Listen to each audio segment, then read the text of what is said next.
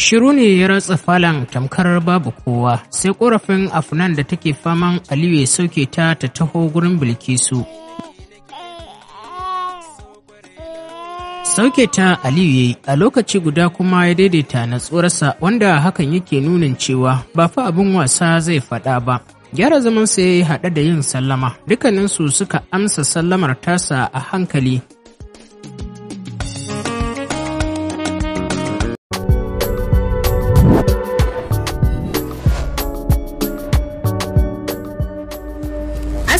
Alaikum, barkamu da sake kasancewa a wannan channel din namu mai suna Algaita Media Tv. Idan kun kasance ku sababbin zuwa ne a wannan tasha tamu, kada ku manta da danna mana subscribe da ƙararrawa domin samun shirye-shiryenmu.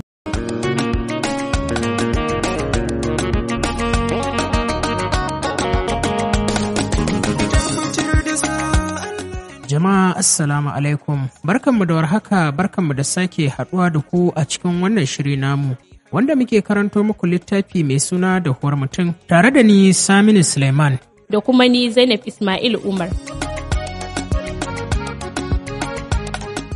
Littafin shahararriyar marubuciya wato Khadija S. Muhammad matar je. Idan ba ku manta ba, mun tsaya ne inda muke ba ku labarin ce ta haɗa ta ci da kazar da su Gwaggo suka kawo mata jiya.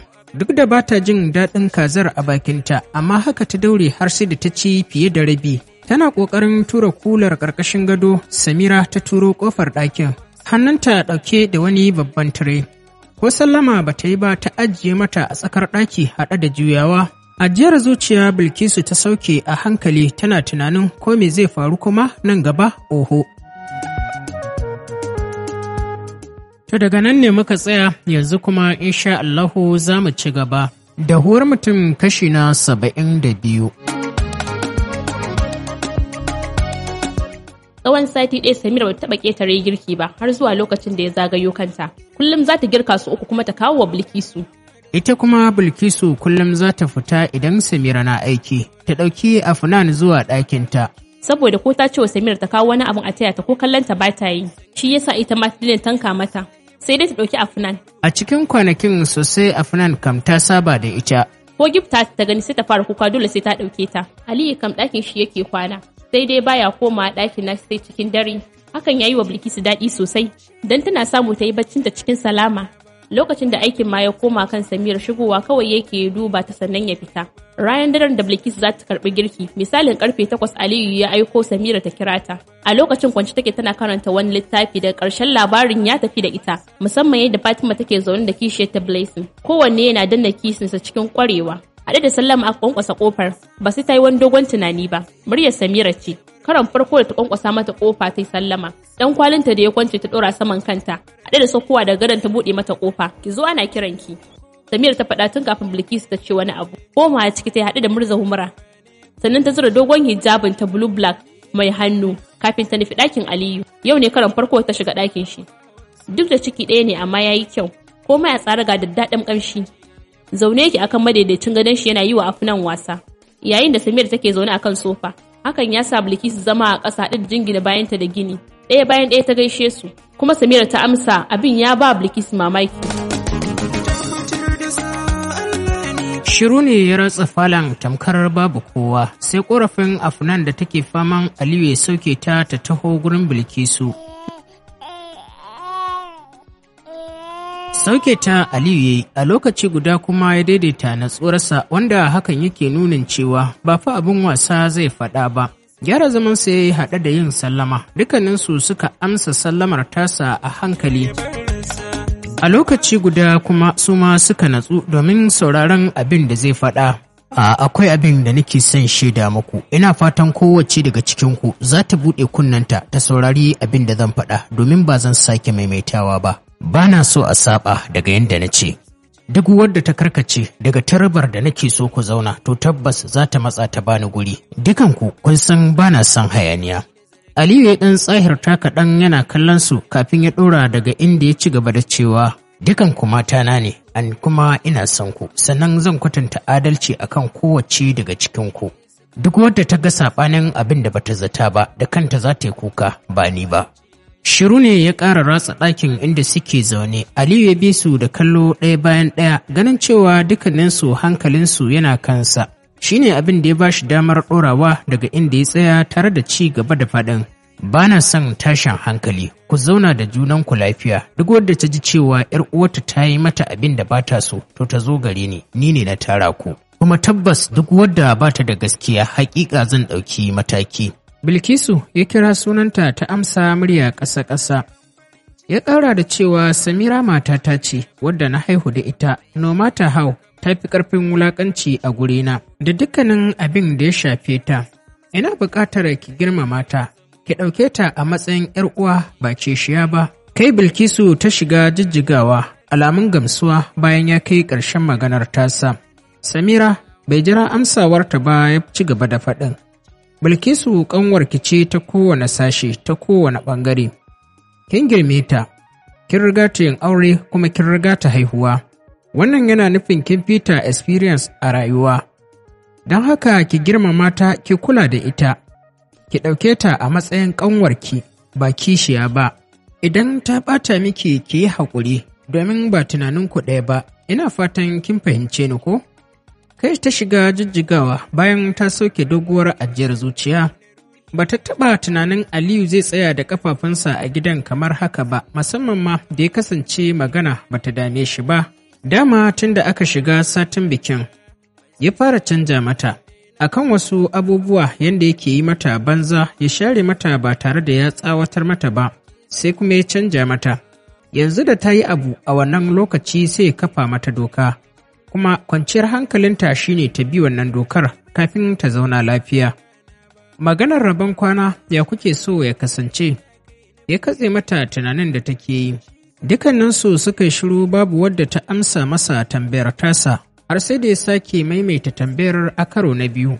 Cikin sanyin murya Samira ta ce a bar shi kwana biyu. Ya yi miki? Ya karkata tambayar zuwa kan Bilkisu wacce take shafa kan Afnan da ta yi bacci. Kai ta ɗaga masa alamun sai kuma maganar abinci. Ina so kowa ya riƙa yin nasa. Wannan karan bai tambayi Bilkisu hakan ya yi mata ko bai yi mata ba, sai dai kawai ya ce musu akwai mai magana? Ganin dukkaninsu sun yi shiru babu alaman za su yi magana, hakan ne ya sanya shi, ya sallami Bilkisu ta wuce ɗaki.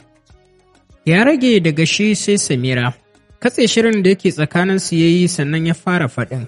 Ki saurare ni da kyau ki ji abin da zan gaya miki, dalilin da ya sa kenan na sallame ta.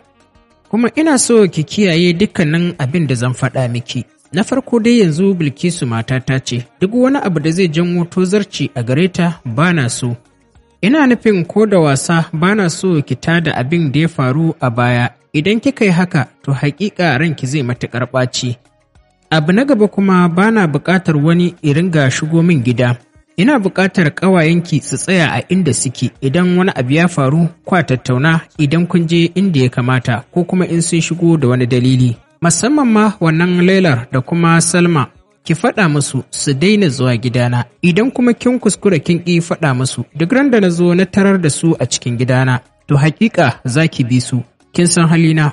Cike da mamaki take kallonsa, duk a cikin dokokinsa wannan ce dokar da ta yi mata tsauri da yawa. Ta yaya zai raba ta da ƙawayenta wanda suka taso tare tun suna yara? Wannan ne dalilin da ya sa ta ce masa, gidan aure na ne nan fa, ba fa kurkuku ba. Ya kake ta zuba min dokoki ne kamar wadda na shigo gidan yari? Kenan kawai don wata ta shigo sai ka shiga tsakanina da waɗanda suke zuwa gurina? Kin ga, su kawai na ce kar su zo, ke za ki iya zuwa inda suke in kina so. Amma ki sani, kin ji na rantse miki. Duk wani abu da zai biyo bayan alaƙarki da su daga ɓangare na ba mai daɗi ba ne, kar ki ce ban faɗa miki ba. Ya kai ƙarshen maganar cike da alamar gargaɗi. Dukkaninsu suka shiru, dalilin da ya sanya ta miƙe ta fice daga ɗakin kenan bayan ta ɗauki Afnan. Ya bi bayanta da kallo kafin ya miƙe ya nufi zuwa ɗakin Bilkisu. Zaune take a bakin gado, tunda ta baro ɗakin Aliyun ya zamo mata tamkar an zare mata laka. Yanda Aliyun ya canza mata yau, sai take ganin tamkar ma ba su rayu gida ɗaya da shi ba. A yanzu kam ji ma take yi, tamkar ba za ta iya mishi wasa ko tsokanar da take yi mishi da ba, saboda yanda ya canja mata lokaci guda. Ƙofar ɗakin ya turo haɗe da sallama. Hakan ne ya sanya ta tuna cewa bata rufe ƙofar ɗakin nata ba. Ba na ce miki ki daina barin ƙofa a buɗe ba, ya mata tambayar haɗe da zuba idanunsa a kanta. Kanta a ƙasa ta ce masa ina rufewa, yanzu mantawa na yi. Idanu ya zuba mata yana karantar canjin da ya gani daga gare ta. Irin dai kamar ka raina malami ne, rana ɗaya kuma sai ka ga yayi wani hukunci a gabanka. Hukuncin da zai sa ka shiga taitayinka. Da alama ta tsorata da shi, sai shi kuma bai ji daɗin hakan ba. Amma a hankali zai sa ta warware, duk da dai ba zai ba da ƙofar raini ba. Yanzu shi Aliyu ne mijinta, ba ya Ali ba. Dole ne ta san wannan bambancin. Kin san kin karɓi girki yau ko? Ya katse masu shirin. Kai ta ɗaga masa alamar E. Kin san me ake nufi da hakan? Nan ma kai ta ɗaga masa yayin da idanunta suka tara ruwa. To daga yanzu duk ranar girkin ki ke ce za ki riƙa gyara min ɗaki. Kin san ba na son datti? Kai ta kuma ɗaga masa alamar E. Idan ina gida ina cin abinci ƙarfe 9 na safe. Idan kuma zan fita da wuri, nakan ci abu mara nauyi, misalin ƙarfe 8, wani lokaci ma har ƙarfe 7, ya danganta da yanayin fitar tawa. Shiru Bilkisu ta yi, amma alamu sun nuna duk tana sauraron sa. Abincin rana kuma nakan ci shi ne ƙarfe 2 idan ina gida. Idan kuma bana gida nakan ci ne duk lokacin da na dawo, amma bana son abinci da sanyi. Kai Bilkisu ta jinjina domin dama duk ta san wannan ƙa'idar tashi. To jama'a, duka kuma a nan za mu dakata, sai kuma idan Allah ya kai mu mun zago, inda za ku ji mu ɗauke da ci gaban wannan labari mai suna Dahuwar mutum. Ku ci gaba da kasancewa da tashar Algaita Media tare da sabuwar tashar mu mai suna farin ciki Hausa Novel.